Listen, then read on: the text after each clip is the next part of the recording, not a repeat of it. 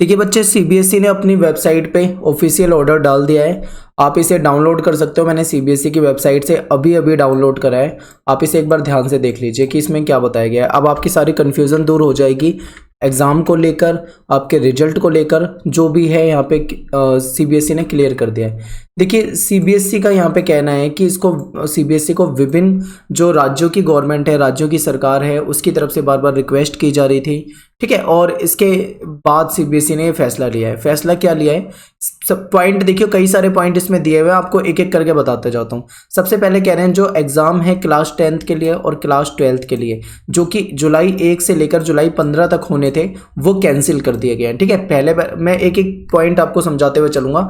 यानी कि सबसे पहला पॉइंट आपको कह रहा है कि 10वीं और 12वीं के जो 1 से 15 जुलाई तक पेपर होने थे, वो कैंसिल हो गए हैं। दूसरा वाला आप ध्यान से देखिए, आप कह रहे हैं कि जो असेसमेंट है of the performance of student in the cancelled examination will be done based on assessment scheme as suggested by competent committee of the CBSE. यानी कि जो पहले असेसमेंट होना था वो आपके एग्ज़ाम के बेस पे होना था, बट आपके एग्ज़ाम नहीं हो पाए हैं, तो अब जो एग्ज़ाम होगा वो जो इनकी कमेटी ने डिसाइड किया है, जो तरीका, जो फॉर्मूला, उसके आधार पे होगा, ठीक है। और CBSE for declaration of result for both class, यानी जो सीबीएसई है दोनों ही 10वीं और 12वीं क्लास के लिए रिजल्ट जो है वो डिक्लेयर करेगी। और the said scheme is mention in para 7, जो 7 पैराग्राफ है इसमें मेंशन किया गया है। देखो ये है 7, ठीक है। लेकिन इस पे आने से पहले हम ये पूरा पढ़ लेते हैं। देखिए थर्ड कह रहे हैं कि रिजल्ट जो है, रिजल्ट्स है based upon the aforesaid assessment scheme will be declared by 15 जुलाई, कि आपका जो रिजल्ट होगा वो लगभग 15 जुलाई तक आ जाएगा इस वाले असेसमेंट के तरीके से। और जो बच्चे हैं वो अप्लाई कर पाएंगे अपने एडमिशन के लिए आगे हायर एजुकेशन के लिए। जैसे कि मान लो जो 12वीं वाले बच्चे हैं वो अपने ग्रेजुएशन के लिए परेशान हो रहे हैं क्योंकि उनको ग्रेजुएशन में एडमिशन लेना है, या फिर मान लीजिए आप किसी और कोर्स में एडमिशन लेना चाह रहे हैं, इसीलिए वो क्या करेंगे, आपको 15 जुलाई तक आपका रिजल्ट जो है वो अनाउंस कर देंगे, ठीक है, डिक्लेयर कर देंगे। फोर्थ एक बार देखिए, फोर्थ पैराग्राफ में क्या बताया गया है। कह रहे हैं कि however for class 12th CBSE will conduct an optional examination. जैसे कि हमने पढ़ा था कि सीबीएसई जो है वो 12वीं क्लास के लिए, देखिए 10th क्लास का ऑप्शनल नहीं होगा, वो पास है, 12वीं क्लास के लिए एक ऑप्शनल एग्जामिनेशन करा सकती है, ठीक है। वो कौन से सब्जेक्ट के लिए, वो सब्जेक्ट के लिए जो आपके रह गए हैं। जैसे मान लो आपके किसी बच्चे के 2 पेपर रह रहे हैं, किसी के 3 रह रहे हैं, हो सकता है किसी के उससे ज़्यादा रह रहे हो। जो 1 से 15 जुलाई तक आपके पेपर थे, जो होने थे, मतलब 1 से 15 जुलाई तक जो नहीं हो पाए हैं, वो आपके लिए ऑप्शनल कर दिए गए हैं, ठीक है। वो कब होंगे, वो कह रहे हैं कि soon as condition are conductive, यानी कंडीसिव, यानी कि कहने का मतलब है कि जितनी जल्दी पॉसिबल हो पाएगा और सिचुएशन जो है जितनी जल्दी ठीक हो जाएगी, वैसे ही सीबीएसई डिसाइड करेगी कि कब इनके पेपर लेने हैं और कब नहीं लेने हैं, ठीक है। और candidate whose result will be declared based on assessment scheme will be allowed to appear in the optional examination। यानी कि मान लीजिए आपके पास रिजल्ट आ चुका है, आपको मार्क्स मिल चुके हैं, अब आपकी मर्जी है, ठीक है, कि आप ऑप्शनल एग्ज़ाम में अपीयर होना चाहोगे या नहीं होना चाहोगे। अगर आप चाहते हो कि मैं और इम्प्रूव करूं अपने आप को, मान लो कि आपके मार्क्स कुछ आए हैं, आप चाहते हो कि मैं इम्प्रूवमेंट, नहीं मेरे को अच्छे मार्क्स नहीं मिले हैं, मैं इन 2 सब्जेक्ट में अगर पेपर देता तो मुझे बहुत अच्छे मार्क्स मिल जाते, अगर आप ऐसा सोचते हो कि इम्प्रूव कर सकते हो अपनी परफॉर्मेंस को, तो आप इस एग्ज़ाम में क्या हो, अलाउ, मतलब आपको अलाउ किया जाएगा, आप पेपर दे सकते हो अगर आप चाहते हो तो। However, the marks obtained by a candidate in these optional examination will be treated as final for those who have opted to take these examination। यानी कि जो उस पेपर में आपके मार्क्स आएंगे, जैसे मान लीजिए आपने पहले आपके मार्क्स आए थे 70, आपने 2 पेपर दिया, आपके आगे 72 72 आ गए, तो आपके 2 मार्क्स जो है वो फाइनल माने जाएंगे, ठीक है। आपके मतलब 70 वाले नंबर हटा देंगे और बाद वाले फाइनल कर देंगे। और एक चीज़ का ये भी ध्यान रखना है आपको, कभी कभी ऐसा भी हो जाता है कि पहली बार में मान लो आपके 80 नंबर आए हैं, ठीक है, आपने सोचा कि यार मैं तो 90 वाला हूं, मैं 90 आराम से ला दूंगा, मैं पेपर दे देता हूं, बट आप पेपर देने गए और वहां पे आ गए आपके 75, यानी कि आप नंबर बढ़ाने के लिए पेपर देने गए थे बट आपके नंबर तो 5 नंबर कम हो गए, तो ऐसे में आपके 75 ही फाइनल हो जाएंगे। ठीक है, याद रखना ऐसे में 75 जो है वो फाइनल होंगे, यानी कि जो ऑप्शनल आपने एग्जाम दिया है उसमें जो आपके मार्क्स आए हैं उसको फाइनल माना जाएगा। आगे देखिए, for candidate in class 10th no further examination will be conducted and the result declared by CBSE on the basis of assessment scheme will be treated as final. देखिए 10वीं क्लास के बच्चों के लिए आगे कोई एग्जाम नहीं होने वाला है, उनके असेसमेंट जो भी इंटरनल बेस पे कर रहे हैं उसी के आधार पे उनका फाइनल रिजल्ट आएगा और उनको पास किया जाएगा या उनको प्रमोट किया जाएगा। आगे उनके लिए ऑप्शन वगैरह कुछ नहीं दिया जा रहा है। ठीक है, ये 5th पैराग्राफ में आप देखें। 6 पे आते हैं, कह रहे हैं कि for class 12th the result declared by CBSE under serial number जो यहाँ पे 2 है above will be considered as final unless the student opt serial number 4। यहाँ पे आप इसे छोड़िए, ये आपको क्लियर बता दिया। एक जगह आपको ये बताया था कि इनका असेसमेंट जो होगा वो आपके लास्ट जो एग्जाम बोर्ड एग्जाम हुए हैं उसके आधार पे हो जाएगा। और एक बार और देख लेते हैं, कुछ यहाँ पे रह रहा हूँ। ठीक है, यहाँ तक हो चुका है और बाकी जो है ऑप्शनल एग्जाम होंगे उसके आधार पे।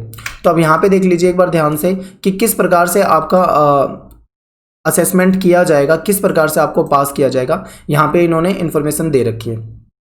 कह रहे हैं कि for the student of both classes, दोनों क्लास यानी 10th क्लास के लिए भी और 12th क्लास के लिए भी, who have completed all their examination, जिसने अपने सारे पेपर कंप्लीट कर लिए हैं, their result will be declared based on their performance in the examination. यानी कि जिस बच्चे ने 10वीं 12वीं के बच्चों ने अपने सभी पेपर दे दिए हैं, देखिए क्योंकि सीबीएसई जो होती है ना ऑल ओवर इंडिया होता है इसका, ऑल इंडिया, दिल्ली में ही सीबीएसई नहीं होती। बहुत सारे बच्चे सोचते हैं कि दिल्ली में ही सीबीएसई है, लेकिन दूसरे स्टेट में भी होती है। मान लो कहीं पे जैसे दिल्ली में कुछ नॉर्थ ईस्ट वाले इलाके हैं जहाँ पे बच्चों के 1 या 2 ही पेपर हुए हैं, बाकी इलाकों में बच्चों के 4 पेपर हो गए हैं। और हो सकता है किसी ऐसे देश में ऐसी भी जगह रही हो जहाँ पे किसी के 5 पेपर हो गए हो, या किसी के पास एडिशनल सब्जेक्ट ही ना रहा हो, उसके पास केवल 5 ही सब्जेक्ट रहे हो, उसने पेपर दे दिया हो।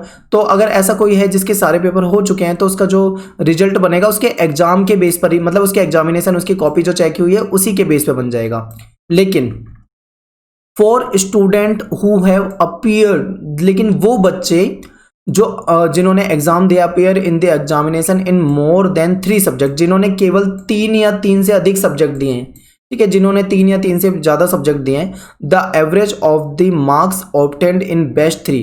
ठीक है, उनके जो बेस्ट 3 सब्जेक्ट में जो मार्क्स आए होंगे, जो रिजल्ट में आपके जो मार्क्स बनेंगे, ठीक है, बेस्ट 3 सब्जेक्ट, इसके बाद the average of the marks obtain in best 3 performing subject will be awarded in the subject whose examination have not been conducted. तो उसी के बेस पे आपके उन सब्जेक्ट में भी मार्क्स दे दिए जाएंगे जो आपके नहीं हुए। एग्जाम्पल मैं आपको समझा देता हूं, जैसे मान लो आर्ट्स वाले बच्चे हैं 12वीं क्लास के, उनके पेपर कौन से रह गए हैं, उनके हिंदी के पेपर नहीं हुआ है, उनका ज्योग्राफी का पेपर नहीं हुआ है। ठीक है, कुछ बच्चों के पास सोशियोलॉजी भी है, उनका नहीं हुआ है, कुछ बच्चों के पास होम साइंस है, उनका नहीं हुआ है। जहां तक इतने सब्जेक्ट मैं जानता हूँ, इसके अलावा भी कुछ सब्जेक्ट हो सकते हैं। मान लीजिए उनके पास टोटल 6 सब्जेक्ट थे बट उनके 4 पेपर हो गए और 2 पेपर नहीं हुए, तो 4 सब्जेक्ट जो हैं इनमें से बेस्ट 3 की परफॉर्मेंस देखे जाएंगे कि बेस्ट 3 सब्जेक्ट में कितने मार्क्स आ रहे हैं। उसी के आधार पे उनको बाकी के 2 सब्जेक्ट में बिना पेपर लिए ही उनको मार्क्स दे दिए जाएंगे। ठीक है, ये कहा जा रहा है यहाँ पे। और सी पॉइंट आप एक बार देख लीजिए, कह रहे हैं कि for student who have appeared in the examination in only 3 subject, जो बच्चे केवल 3 ही सब्जेक्ट के पेपर दे पाए हैं, the average of the marks obtain in the best 2 performance subject, यानी कि 3 सब्जेक्ट है, मान लो कोई भी 3 सब्जेक्ट हैं, उन तीनों सब्जेक्ट में उन्होंने नंबर लिए, ठीक है, पेपर दिया है, जो भी नंबर, जो बेस्ट 2 नंबर आते हैं, मतलब बेस्ट 2 सब्जेक्ट में जो नंबर आते हैं, जैसे मान लो एक में 70 आ रहे हैं, एक में 80 आ रहे हैं और एक में 90 आ रहे हैं। ठीक है, तो इसमें बेस्ट 2 का मतलब क्या है, इसमें सबसे हाईएस्ट मार्क्स यानी 90 और 80, इसके आधार पे एक एवरेज बनाकर उनको बाकी सब्जेक्ट में मार्क्स दे दिए जाएंगे। ठीक है, ये कहने का मतलब है, जहां पे 4 सब्जेक्ट थे उसमें से बेस्ट 3 को देख लिया जाएगा, जहां पे 3 पेपर हुए हैं वहां पे बेस्ट 2 को देख लिया जाएगा। इस तरीके से बताया जा रहा है। आगे देखिए यहाँ पे ना बच्चों को एक नुकसान नहीं होगा। वो नुकसान क्या है कि बहुत सारे बच्चे डर रहे थे कि कह रहे थे कि कमेंट में कि सर प्री बोर्ड के अगर हमारे मार्क्स के आधार पे मार्क्स मिलते हैं तो हमारे प्री बोर्ड जो हुए हैं उसमें हमारे ज़्यादा अच्छे नंबर नहीं है। तो आपको प्री बोर्ड की यहाँ पे टेंशन नहीं है इस जगह पे, क्योंकि आपके जो फाइनल बोर्ड एग्जाम है उसके आधार पे देने की बात कर रहे हैं अभी तक। लेकिन अब एक और कंडीशन है, इसको भी थोड़ा सा समझते हुए चलो।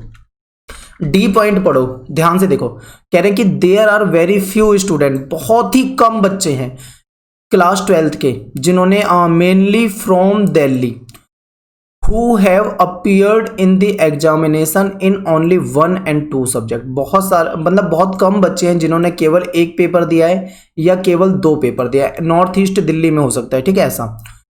There result will be declared, इन बच्चों का जो रिजल्ट होगा वो डिक्लेयर होगा based on performance in the appeared subject, यानी कि ये जो जिन सब्जेक्ट का इन्होंने पेपर दिया है उसके आधार पे, एंड यहाँ पे प्लस हो गया है, and performance in internal practical project assessment, यानी जो उनके स्कूल के इंटरनल एग्जाम हुए हों, उनके प्रैक्टिकल हुए हों या उनके कोई प्रोजेक्ट हुआ हो, उसके आधार पे भी उनको मार्क्स मिलेंगे। यानी कि सब्जेक्ट जो 1-2 पेपर दिया वो प्लस में ये लाइन थोड़ी सी आपको समझनी थी, और ये उनके लिए है केवल जिसने केवल 1 या केवल 2 पेपर दिया, लेकिन बाकी ज्यादातर बच्चों ने कम से कम 4 पेपर या 3 पेपर तो दिए ही हैं। ये ठीक है, ये डी पॉइंट जो है केवल उन्हीं के लिए है जिन्होंने केवल 1 या 2 पेपर दिए।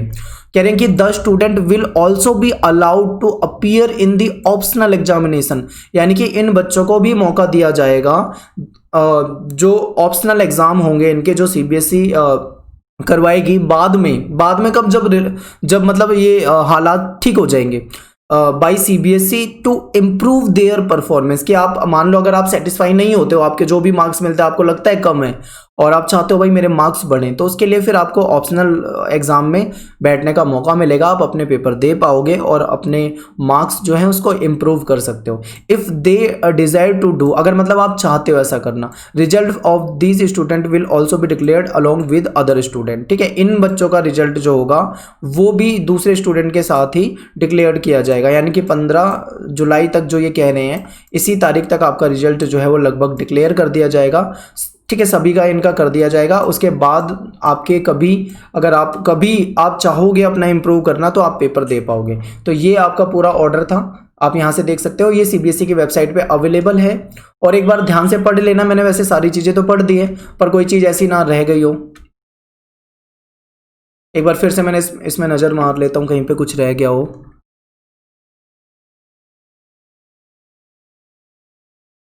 ठीक है, नहीं हमने सब कुछ पढ़ लिया है, सारी चीज़ें बता दी है। उम्मीद करता हूँ आपको ये चीज़ें समझ में आई होगी। ऑर्डर जो है आपका सीबीएसई की वेबसाइट पे है, आप डाउनलोड कर लो, टेलीग्राम ग्रुप में शेयर कर दूंगा। और अगर किसी बच्चे को दिक्कत आ रही है, नहीं समझ में आ रहा कैसे डाउनलोड करना है, तो मैं एक लिंक जो है डिस्क्रिप्शन में डाल दूंगा वीडियो के, आप जाना उस वाले लिंक पे क्लिक करके सीधा आप वहाँ से भी डाउनलोड कर सकते हो। ठीक है, तो मिलते हैं नेक्स्ट वीडियो में। Thanks for watching. जय हिंद, जय भारत।